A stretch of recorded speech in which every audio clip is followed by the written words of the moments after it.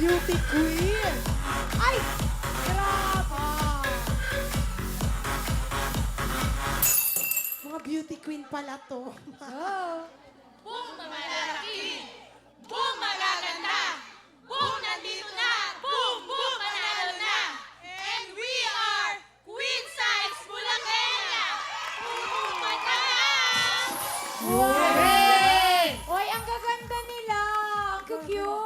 Oo, sobra.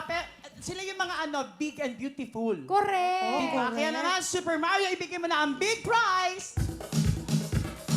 Ako, malulusog pero magaganda ang Queen Size! Bulakenya, ito agad, 10,000!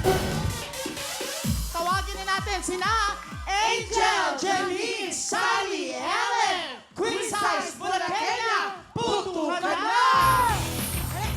Go! Okay, Sally! Sarado hita! Sarado hita! Bilisan mo! Sarado hita! Huwag kawalan! Ay! Bilis! Bubuelo ka! Buelo! Buelo! Buelo!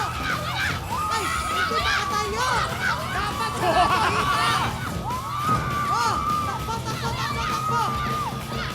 Oh! Takbo! Takbo! Oh! Dali! Dali! Dali! Oh! Okay, last two! Dalawa na lang! Oh! Takbo! Isa na lang! Ayan na! Oh! Okay! Grabe tong grupo na Sabi to. ko sa inyo, di ba?